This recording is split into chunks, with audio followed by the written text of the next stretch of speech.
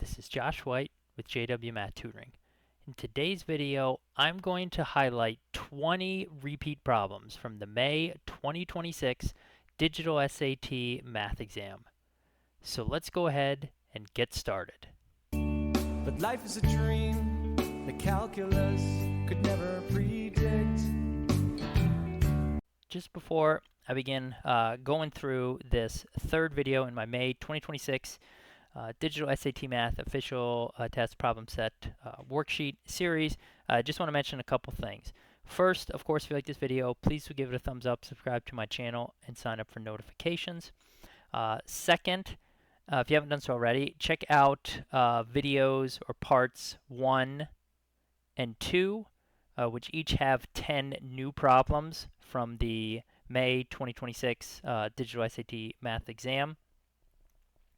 Third, just a reminder, this is a repeat problems video, and what I mean by that is this is basically me going through very briefly highlighting problems that people reported having seen on the exam that I've covered in previous videos or previous worksheets. So you will see for each problem basically multiple things listed. You know, at the very top is just the header, underneath of which you will see a previous specific problem from one of my worksheets. Underneath that is another image that shows a comment from Reddit about this problem. You know, so just to give you an idea of what someone who took the May test remembered about it. Okay.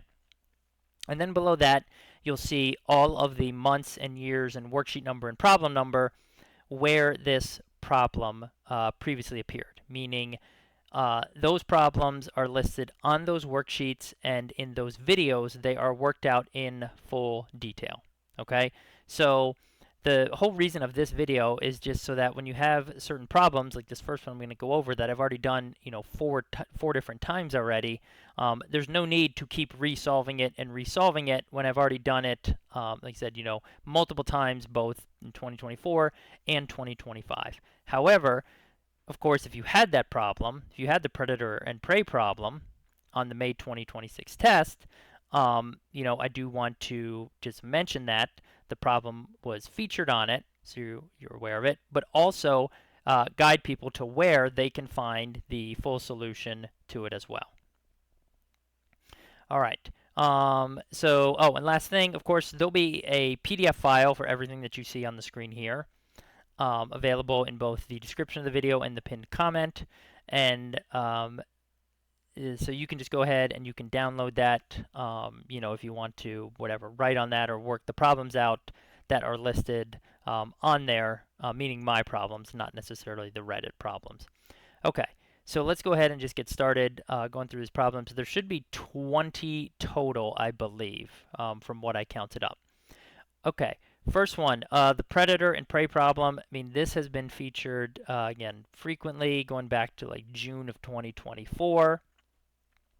So again, you can see an example problem there. You can see what was reported on Reddit, and then there are multiple worksheets or videos where I've solved it out and worked it out in detail.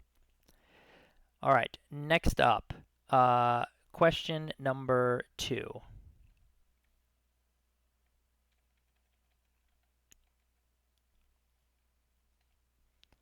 Okay, next up, question number 2. This is a problem where you have two similar 3D objects. It could be prisms, it could be cylinders. It's usually one of those two things. I mean, technically it could be spheres, but it's usually prisms or cylinders. And they give you some information about them, and you have to calculate like the sum of their volumes, or the sum of their surface areas, or the difference of their volumes or difference of surface areas. It varies based on the problem. But the whole point is you have to use the fact that they are similar to figure out the missing information, and then either eventually calculate those, add them, or subtract them together. Okay, so there have been several examples of that. Obviously, you can see them on the screen here. Next up, question number 3. Why is it?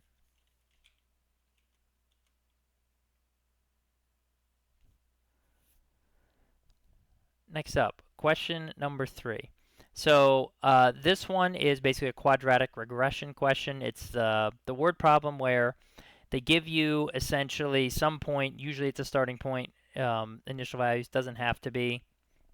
Then they tell you like the maximum, minimum, or maximum point, and they want to know, whatever, what the height is or what something is at some other specific time, some third point. So you have to do quadratic regression in vertex form and figure out the answer and go from there. Also identical to one of the Blue Book practice test problems. Question number 4 at the bottom of this page. This is the area of the triangle is equal to k times cosine of an angle problem, and they give you, one side of the triangle is this, the hypotenuse is equal to some other number, and you're basically finding the value of this constant k. All right. So this has been featured multiple times last year, 2025. So you can go ahead and check that out. Both June and October. Okay, moving to the next page. Here at the top we have two basically slightly different factoring problems. I'd lumped them together even though they're not entirely the same. The first one is basically a difference of squares where you have to pull out a common factor first, and then after that you factor it as then you just factor as a straight difference of squares, and it asks you like which of the following is a factor or which is not a factor. I mean, it could be either. And then the second one is similar in that it is a difference of squares, but the common factor you pull out is an actual expression, meaning like x minus 12 has to be factored out first, or x minus 3 has to be factored out first, and then you go ahead and you factor the rest of it as a difference of squares. But it's still asking again, which of the following is a factor, which of the following is not a factor, and so on. So they're similar, they're not quite the same, but I just lumped them together, and you can see again previous examples of these problems. All right, next, continuing. This one, very common problem. It's the perimeter of an isosceles right triangle is like some number plus some number root 2. What's the length of the hypotenuse? Or sometimes they ask you for the length of one of the legs. It could be either. This has been featured several times. Again, you can see there. It's actually really easy to do and quick to solve in Desmos if you know how to use regression. Okay, top of the next page. There are two angle questions coming up. The first one is the one where you have two parallel lines and a transversal, and so you have basically 8 total angles, 4 acute and 4 obtuse, and they give you like the measure of an acute angle in terms of x, and then they tell you the sum of 1 acute and 3 obtuse is equal to this whatever expression with w in it, find w. Okay, so that's the first type, featured previously last August. The second one, this one is similar, but it's not quite the same, and this one has actually been on a Blue Book practice test problem now, is where you have just 2 lines intersecting, so it's technically only 4 angles, and they give you the measure of one of the angles, could be acute, could be obtuse, doesn't matter, in terms of x, and then they say which of the following cannot be the measure of the sum of any 2 pairs of angles added together. So like, in other words, you could make 3 of the answer choices by adding any 2 pairs of angles, but there's the 4th one you cannot make. Okay, so again, that's also now in Blue Book practice test number 11 as well. Okay, the top of the next page, here we have a very common question type. Basically, you have a quadratic equation. There's a constant in it. They tell you that it has no real solutions or 2 real solutions, and it asks, what is the largest or smallest possible value for the constant? And the constant is an integer, always. So this very common question type, you can see has been featured multiple times. I mean, something you can do, again, quite easily in Desmos if you know what you're doing with regression. But do check out any of those previous examples here if you want more practice involving this. Okay, next up, there is a question that involved basically a data set, and then it looks like adding a single value to the data set. It says here it was a bar graph, but it doesn't have to necessarily be a bar graph. It could just be a range of numbers, could be, whatever. But basically it's asking you add this single number to make a new data set, what happens to the mean, what happens to the median. Or sometimes it says it'll ask which of the following has to be larger or smaller, so on and so forth. So there's multiple problems that, again, the wording on them, what they're asking for could be slightly different, but there's multiple problems from previous months that have covered this topic. Next, there's a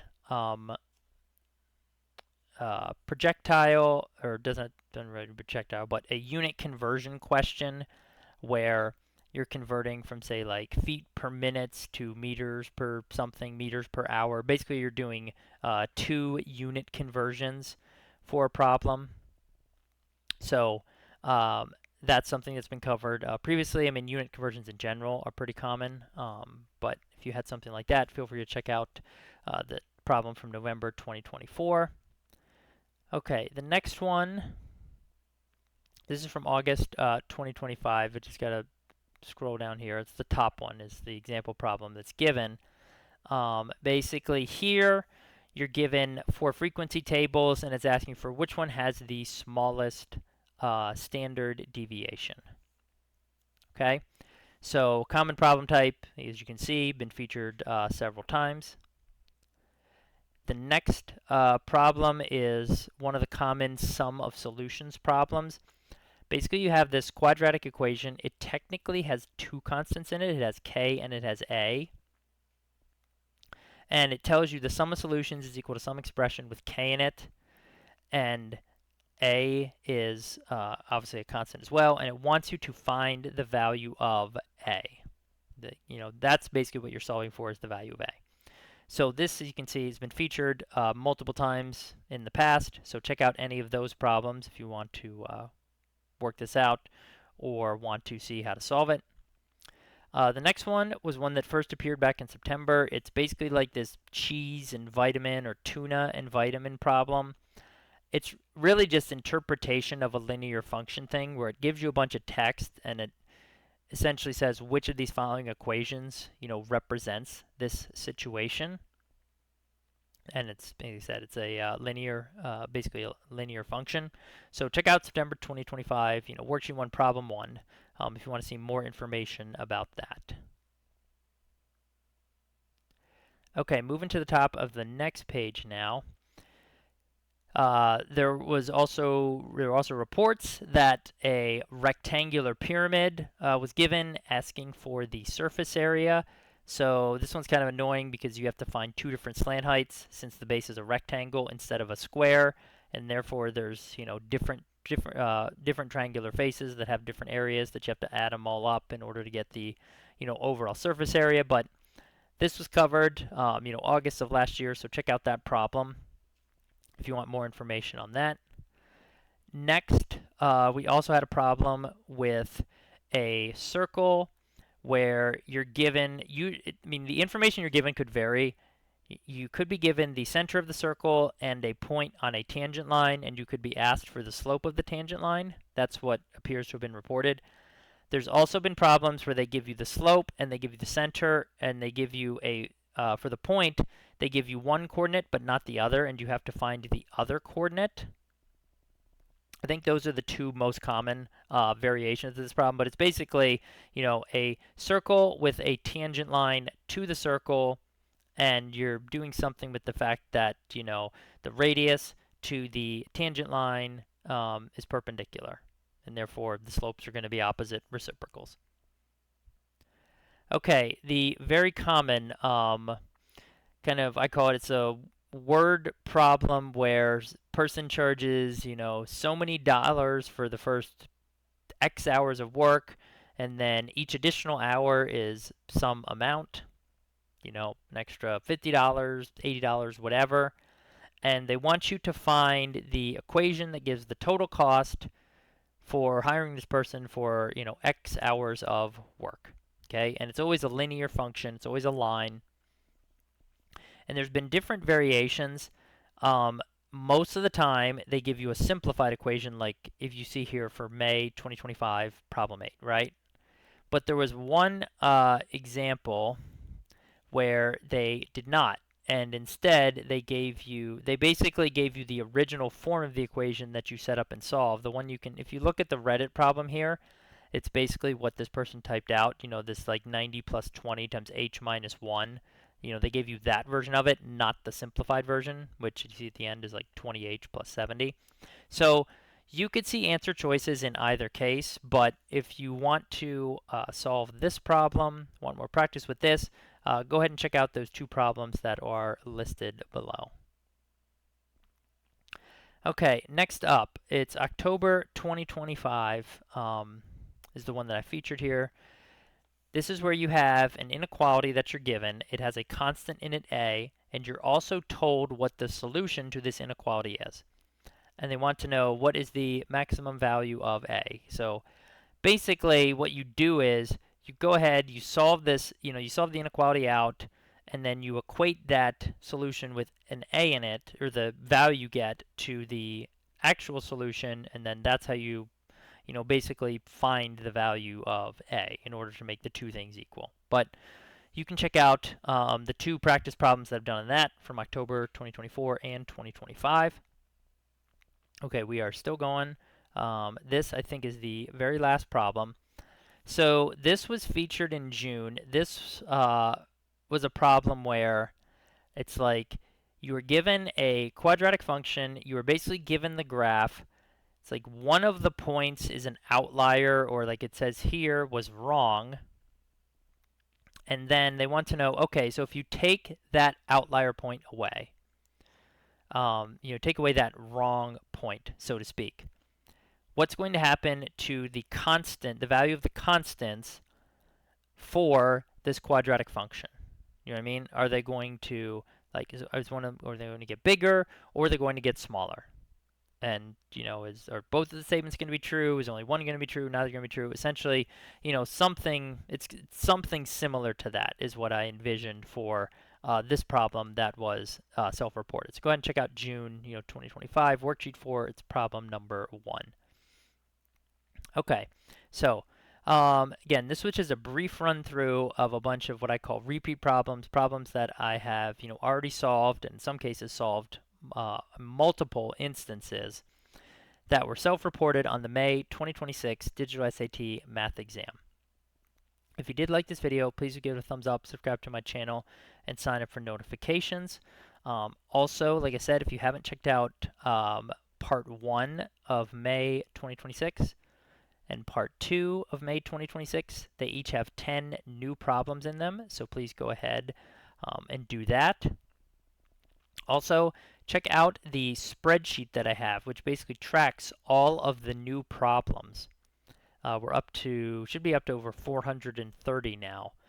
Going back to, again, May of 2024. It's got the month, the year, the worksheet, the problem number. It's got the main general topic. It's got a more specific subtopic or domain, if you want to think about it that way. And it shows which problems are basically repeats. And I'm not talking about repeats in terms of these. I'm talking about, if you look at, for example, here, October 2024, October 2025, right? These would be repeat problems because they're, they're the same exact topic, same exact setup. Maybe different numbers, but, it's the same, essentially the same type of problem. It doesn't have the full problem for every single thing. It basically just has kind of a brief description of what you're doing in the problem, what you're solving, what's being asked for, so on and so forth. Anyways, it's also got all the links to the various YouTube videos. It's also got the links to the alternate solution videos. And it also, in the spreadsheet itself, the main spreadsheet shows which ones do have alternate solutions, basically in a separate video that you may want to check out as well. So definitely check out that. It's linked in the pinned comment. It's also linked in the description of the video. But using the spreadsheet is very, very helpful if you're trying to find, specific topics or specific types of problems to work on. One last thing to mention, if you're looking to improve your knowledge of Desmos, then please check out my Ultimate Desmos Guide to Digital SAT Math. There are two versions of it now. There's the free version, which is on my YouTube channel. Currently has over 70 practice problems. Covers all the various topics from your basic core skills up through advanced topics and the various types of regression that you can use to solve constants and the various problems you find at the end of Module 2. And then there's now also a premium version that you can purchase on Udemy. The material in both of the courses is essentially the same. The main advantages to the premium version are that it's ad-free. In other words, you don't have to bother watching ads like you would on YouTube. And I've re-recorded some sections of it and basically rearranged them, especially the advanced skills, so that the common types of problems that have multiple methods are all grouped together. So, in other words, all the different methods you can use to solve for a constant in a system of linear equations are all together in one video. And all the different types of methods you can use for solving to find the value of a constant for various types of quadratic problems, are all basically grouped together in one method. So it's organized a little bit better than compared to the original, free version on YouTube, where the problems and the topics that are covered in it are basically just, chronological as I, figure them out or discover them. So in either case, please check out either of those. They're loaded with tips and tricks and basically all the practice problems and skills that you need to ace the digital SAT math section using Desmos.